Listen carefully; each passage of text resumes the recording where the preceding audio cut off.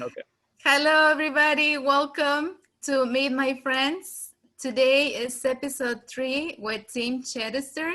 He is a success strategist, life and leadership coach, trainer, and speaker. So I met Tim one of the Toastmasters groups, Pro Toastmasters, and he's been a mentor to me. He's been very kind, very helpful, and he also decided to join the project of Meet My Friends. So welcome, Tim. Thank you, Maria. It's good to be here. Thank you so much. So I like to know about Tim as a little boy. A little boy. Oh, boy, that's a long story. But the short story is that I uh, I grew up with an older brother and a sister uh, in a town, Modesto, California, Central Valley, and lived in a middle class neighborhood. And growing up, I got to a place where I spent more time outside than I did inside the house because I grew up in a situation where we had some tragedy happen in our family when I was young, and it was very hard for our family to overcome it. And consequently, as things got worse at home, I spent more time outside and socializing with my friends. That started to become my anchor. And that probably, as much as anything, helped to drive me to become more social. Oh, I have a new friend over here. Anyway, I'm right by a dog park, by the way, here in my apartment complex. Anyway, um, so social. I became a very social animal. So it was out of necessity that I became that. And that helped to probably drive me and guide me to where I am today. And probably was the biggest catalyst in me becoming a life coach. Thank you, Tim. I want to ask you a favor. Can you press record on your side in case anything happens to mine? We're always able to get it from yours. I want to make sure I don't lose your interview. Thank you. Okay. Good. All right. Okay. In case we missed it, so this is Tim Chedester with us today. He's a success strategist, life coach, leadership coach, a trainer, and also a speaker, and a good one. You want to be trained by Tim. Okay, so we just talked about his memories as a little boy. Now, Tim, when did you realize the need for money? I'm sorry, I'm having a little trouble hearing you. When did you realize the need for money, the hunt for money? Oh, well, money was always kind of a hard thing for me when I was growing up. My brother, he was older than me. He was 5 years older than me. And he seemed to have an easy time of it when it came to making money. He was very industrious, very ambitious. He had a newspaper route when he was little. And he also had a lawn mowing and landscaping business that he started when he was pretty young. He was constantly making money. And I could never quite figure that out. I was always that guy that never had much help. I said, okay, here you go out and try to sell. And I had no idea how to do it. And I learned a lot about getting in front of people and getting over that hill. However, I never could quite figure out how to actually sell or actually provide enough value for other people to to buy my service. Usually it was like, Scout-A-Rama tickets for Cub Scouts, or it was candy bars for some type of a funding drive for school, or selling magazines, because back in my day, you could sell magazines. We had a magazine drive we did every year, and you could win prizes and whatnot. And I never could quite get over the hump when it came to money. And so I saw my brother, who was easily, or at least it seemed from my perspective, that he was easily making money, and yet I was not. And I couldn't figure that one out. And that stayed with me for a long time. Now I do understand, looking back over the years, and through the personal development and leadership work that I've done, is that money is a big deal for a lot of people. And it was for me too. And that's why I spent a lot of time attempting to figure out why I struggled with it. And so oftentimes when I'm working with clients, money invariably is one of the limiting beliefs that folks usually have when it comes to what stops them from getting what it is that they want. So What do you tell here's how to someone that frame it. has a limiting belief around money? What do you tell them? How do you get them out of it? Well, the first thing I do is, obviously, I shared my story with you. The Yeah. first thing that I always do with somebody whenever they have a limiting belief is I try to help them to understand or to identify what their limiting belief was and what was the origin. Because the fact is, if I can get them to understand what the origin of their limiting belief is around money, or maybe it's a fear of being enough or worthiness, whatever it is, I try to help them to figure out what that is so that they can identify it, so they can begin to chip away at it. Because I've discovered, or was taught, is that in order to move forward in the right direction, you have to know what your point A is. You have to know where you're coming from, where your starting place is, in order to get to where it is that you want to go. Because if you don't, you have no compass, and you could end up anywhere, and it might not be anywhere near where it is that you want to be. And so consequently, that's what I help them to focus on. Where did it come from? How did it start? Where does people usually move after you talk to them and you make them understand? Do they are they more willing to work with you, or do you have people that kind of pull back and say, you know what, I'm not ready? Have you Sure. find that sometimes people is not ready to be pulled? Sometimes, because sometimes it's just really deep, and sometimes people are not ready to look at it. They're not ready to look at it. But here's what I can say was with almost absolute certainty is that once they're able to discover what it is that is stopping them, it starts to open things up. It's like a weight comes off of their shoulders, because what happens is that they don't understand that there's something that has been stopping them for all these years, and it's a subconscious thing. And then once you can get them to meld their subconscious with their conscious, they begin to understand what was stopping them. And now they feel like they have a new starting place, and like the light bulb goes on, and they have a new direction to go, and they get excited because suddenly they have all this baggage. They feel lighter, their attitude changes. They start to attract things in their lives, and they don't even understand why. It's because now they've got rid of this monkey off their back, and they start to attract new things because their energy has shifted. So that's how it goes. And so generally, if I can get them to at least understand the possibility of what can happen for them, if we can get them through that hardest part, then we've got something to work from. And they usually start to get pretty excited. That's really beautiful. I follow Louise Hay a lot, and Louise Hay is a healer who already died. And I remember one of her talks where she mentioned that it was hard for people to confront their limiting beliefs about money. She mentioned that it was easier to talk, to teach people a sexuality class than confronting people with their beliefs, because they will get really angry at how easy it was to just get rid of the belief and start attracting, like the way you're doing with people when you train them. When they see results already attracting what they want, it's kind of, I think it's kind of like when you get a lot of money and you don't know what to do with it. Like you're so happy, and it's just like this belief that you cannot believe is yours.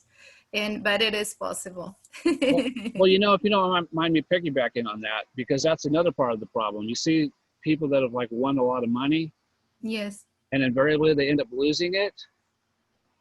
The other part of this is that everything that we have in our world, we have a relationship with. Yes. Whether it be family, whether it be success, whether it be money, we have a relationship with that, an emotional connection or emotional disconnect, but it's still a relationship. We relate to those things in different ways.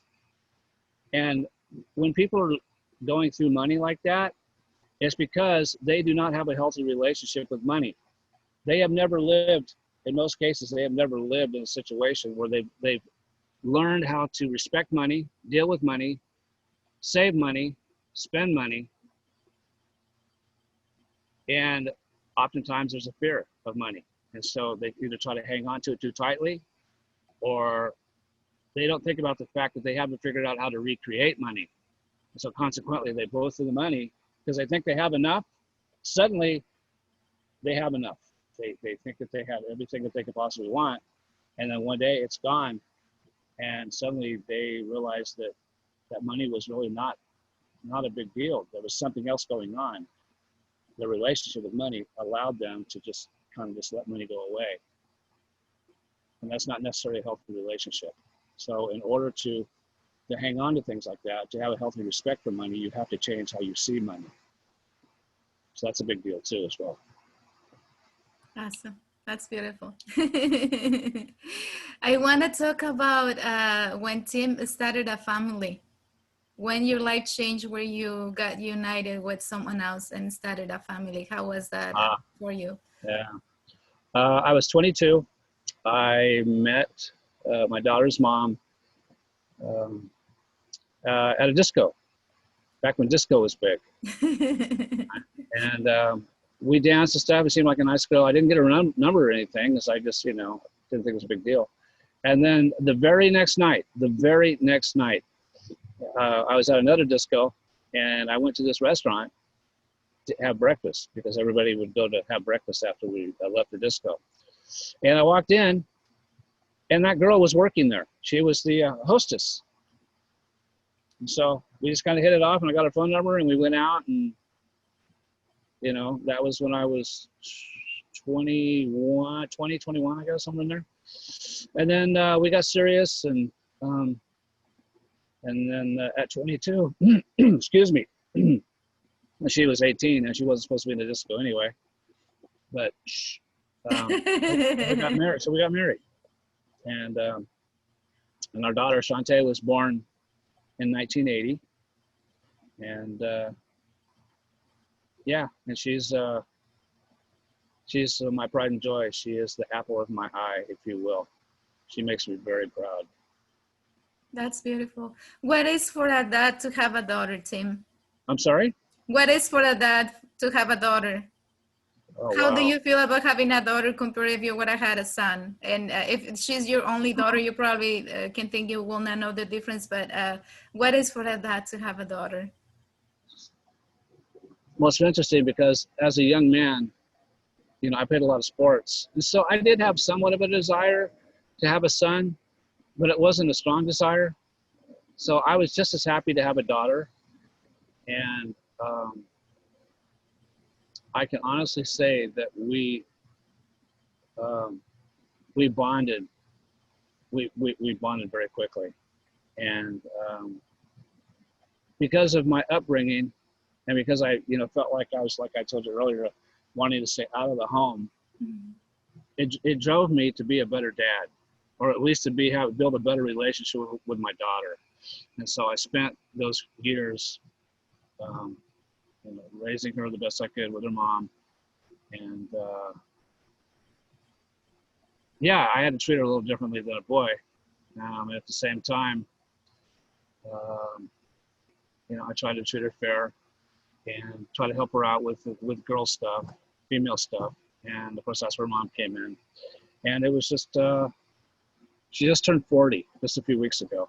And she's an amazing human being. And she's married, and she has a daughter and a couple stepsons. And so I have a granddaughter and stepsons, or grandkids. And they live in Minnesota, and I don't see them enough, and I miss them. And she's amazing. She is amazing. She is such a gift to me. She inspires me. That's beautiful. She's my hero. She truly is. She's just the most amazing human being. And I'm just proud and grateful that she's in my life, that I have her in my world. Yeah, I can sense the pure love, and that is beautiful. I think that it's good that you can express that to her, because sometimes what we are or what we do or our beliefs are not easily understood by our kids, and sometimes they don't know what we're all about. And if they feel like they didn't spend enough time with us, they want to dig into what we were used to when we were alive, and they want to kind of pick up our beliefs and our way of doing things because they miss us so much. So I think that the time we have in our lives to spend and to share with them is valuable. But I figured that sometimes they don't want to spend that much time with you. That is my issue with my older son right now. He's very focused on his things, and he's not necessarily caring much of what I'm doing in the way that he is interested. Like he trusts me to do what I'm doing, but he's not necessarily want to be involved. And it's just having that distance sometimes is like you want to be closer, but at the same time I understand I need to respect that uh, he wants to be distant, you know. So I think it's beautiful when someone can express their love to their kids that way. My dad died when I was 2 years old, and we are six sisters, well, six women and two boys. And Sure. I kind of, you know, wanted to hear what, kind of in a way of asking you, is kind of thinking, what will my dad said if he was asked, what was it like to have a daughter? And I Mm. think that we're looking for that connection. You know, we're looking for those answers that we're unable to ask, and so I can sense that it's beautiful. That's awesome. Thank you for sharing that too as well. That's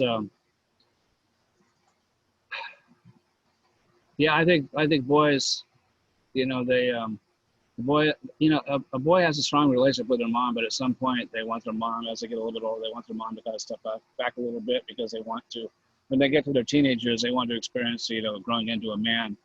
And there's a this perception that I don't want to be a mama's boy, or Yeah. you know what I mean. So they go through that little period, and then sometimes they come out of it when they get married and they have kids, and they start to see it a little different.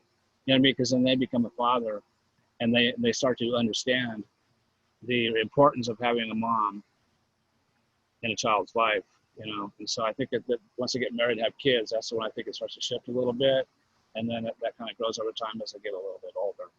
So, but I get what you're saying, and it's got to be tough, you know, when you don't Yes. have your It you is know. because I'm very loving. When I grew up as a little girl, my mom was someone that wasn't taught to show love or affection. She Uh didn't huh. feel comfortable with us hugging her, and I am a hugger. You know, I kiss my kids a lot. My little one, I kiss him on the cheek. I tell him he's very used to come and hug me all the time. And my older one used to be like that when he was little. Sure. But I understand what you're saying, that his urge or his need to grow up makes him want to be distant from me, not to be the Hmm. little boy.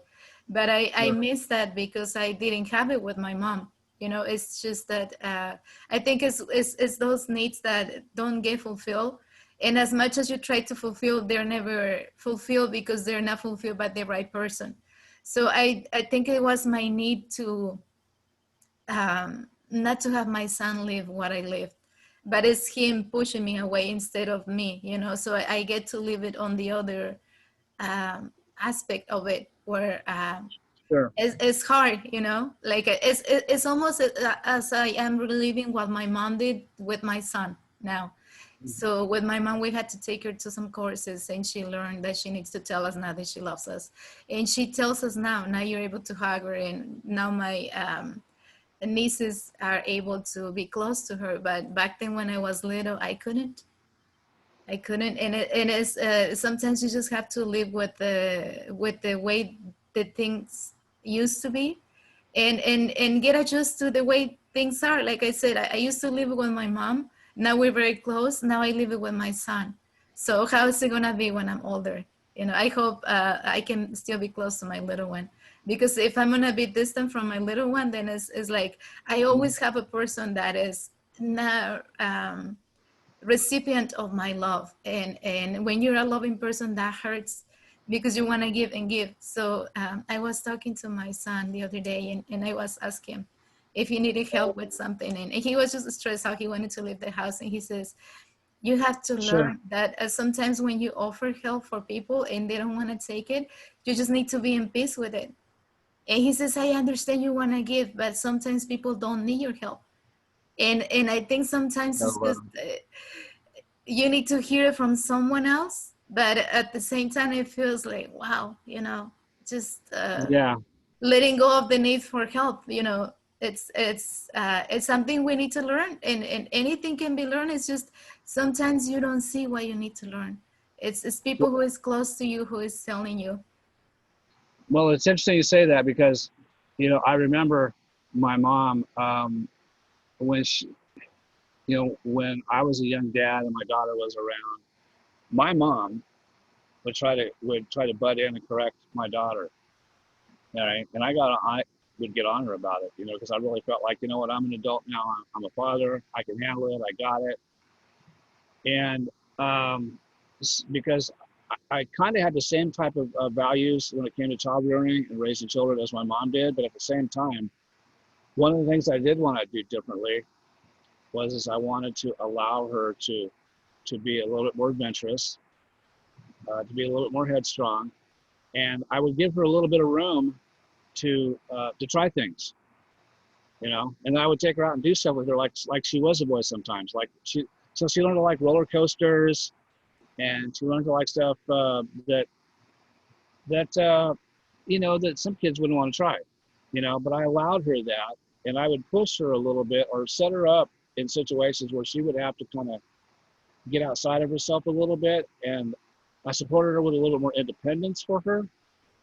And as she grew up, I started to lay off her as she became a teenager, and that seemed to really help her, because even though I wanted to be there for her, I wanted to try to help her, I needed to lay off, and I allowed her that opportunity to kind of grow, to be who she's become.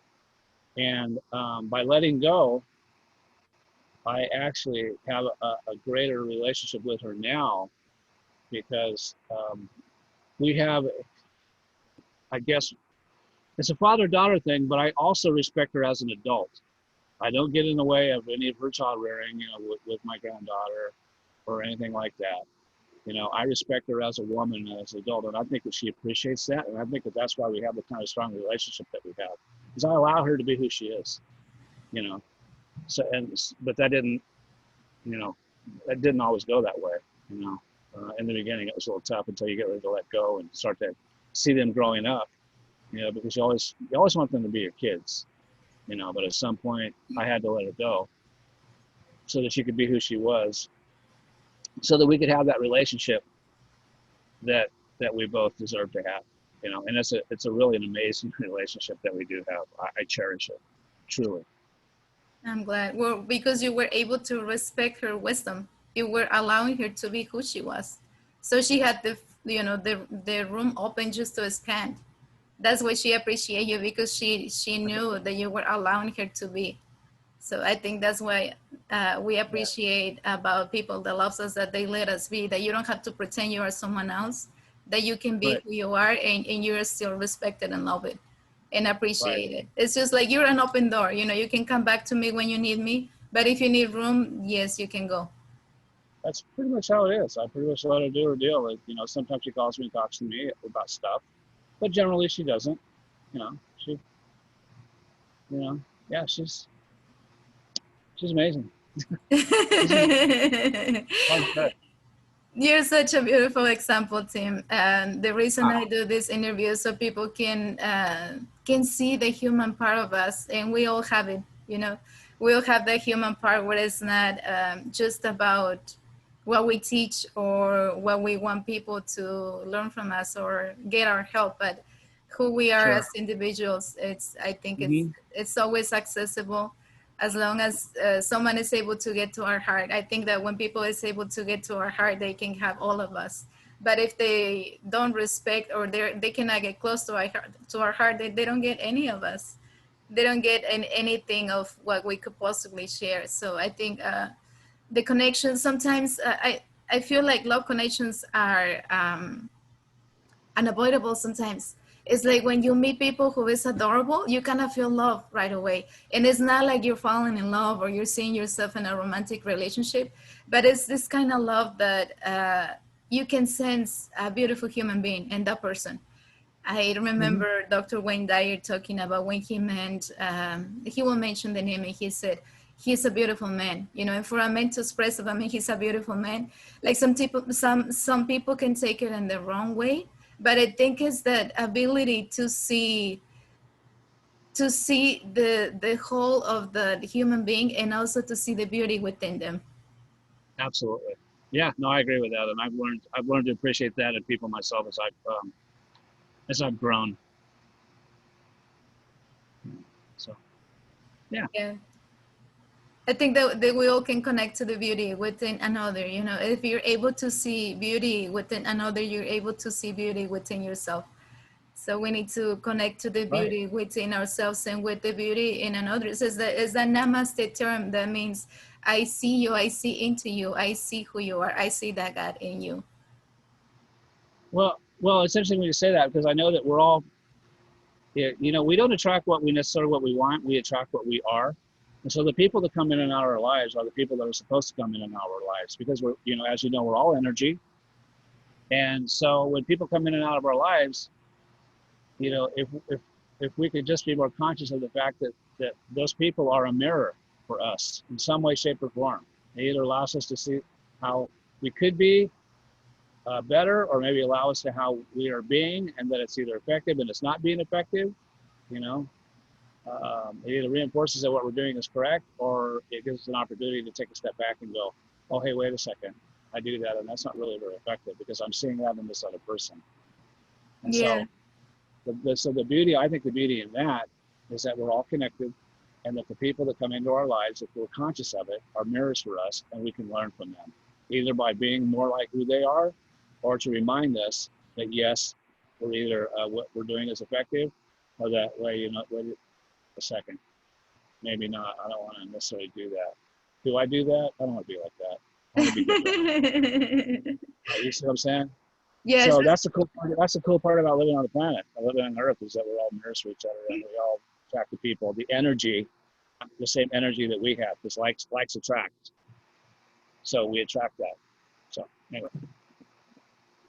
That's beautiful. How can people follow you, Tim? Do you want people to follow you if they want to learn more from you? Oh, follow, oh, you mean like as a leader, or just, or Yeah, as a can leader, you as can, social media, oh, any work that okay, you have done that you want people to get in contact with?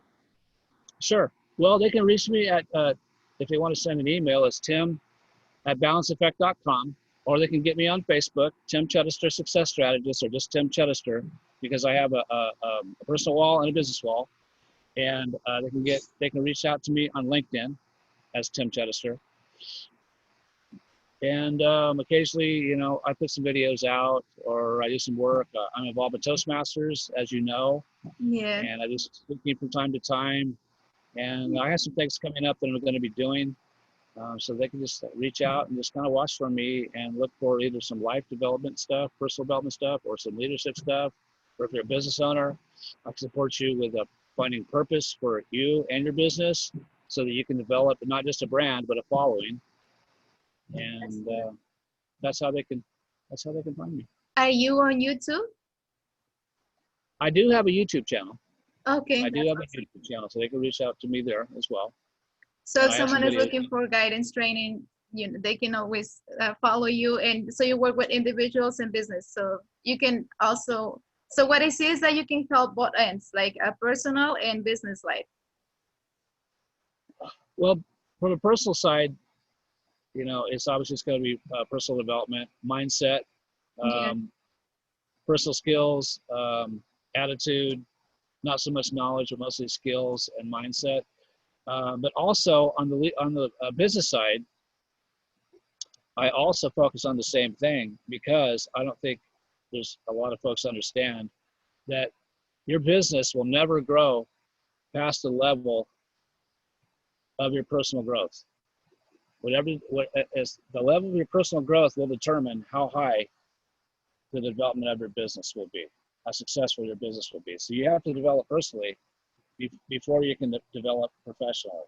So I work with companies from the inside out, as it were, you know, mindset, team building, finding your purpose, leadership, developing other leaders within your business, you know, leadership of self, leadership of others, mindset, core values, personal strengths. And I have a lot of tools in my toolbox that I can help businesses with, and individuals as well.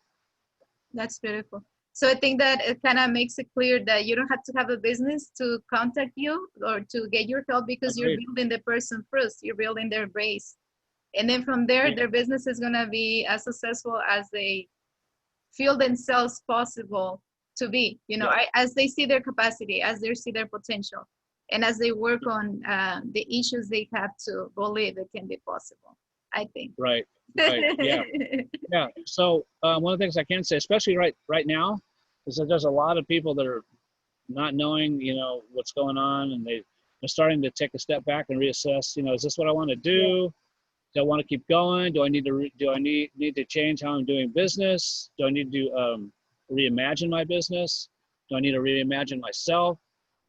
And I help people do both of that. I had a lady come to me a few years ago. She had lost her husband, and through conversations, through a coaching session we had, she started to realize that she missed playing bridge. And I know that might not seem like a big deal, but she had given that up when she got married. But now her husband was gone, and she was attempting to find out who she was again, and she was attempting to rediscover her identity. And through our sessions, she was able to establish and remember that she loved to play bridge. And so she got involved in bridge again. The next thing you know, I'm seeing posts on Facebook where she's winning bridge tournaments with her partner. And the next thing you know, she meets a guy. and they got married. So it all came from, and that's what I love doing. Yeah. And why I love doing what I do. Something that seems so simple can mean so much to one person that it can actually really shift their life. And that's why I do what I do. When that kind of stuff happens, it's not really about the money. Although for some people it is money. That's for some people it's like food, like you need to have it, like you're happier with it. Value. It's what you value, and everybody values different things. It's an extension of their identity. And so I help them to find that, whether it be personally or professionally. Yeah, but I think for some people being rich can represent happiness, can represent like how you want to see yourself and how you're going to feel. Like if you feel rich, if you know that you are, and if you have no worries about it, it's kind of, I think it's kind of like when women have this need for shopping. So for someone can be the need for money, to just to know that you're rich, that you have it, and the feeling of it. But here's what I'll say about that. A person that feels that has a sense of a scarcity mentality, or a mentality of lack, they will invariably always create that. That's why they'll blow through that money, because they are most comfortable with their feeling about either lack or scarcity. So somehow, one way or another, if they haven't addressed that issue, it's always going to be there. And that's why those people are losing money and giving up money so they can be back to where they are, because they have a scarcity mentality. They will always create it. So, but what they've got, and believe it or not, it's what people value, because that's how they were raised. That's what they learned, that there's value in scarcity. There's value in being safe. There's value in not risking. There's always a benefit. So. Yeah. Thank you so much, Tim. You're welcome anytime to come back. And the reason I'm numbering the episodes is because, let's say you're gonna be number 3 or number 2. I'm not sure. I'm still debating. But if you come back, let's say in a week or a month, then you might be number 20 or whatever. So just to identify what people like about the interview and why they're contacting you, is that I'm numbering the episodes, because we might be talking about another topic on the next one, or maybe something comes to mind that you want to share now with us, so people can identify which one they're talking about, so it will be easier for you to help them, I think. Awesome. Thank you so much. It's been a pleasure. All right. Thank you. It's been a pleasure. You're welcome. Bye-bye. Bye.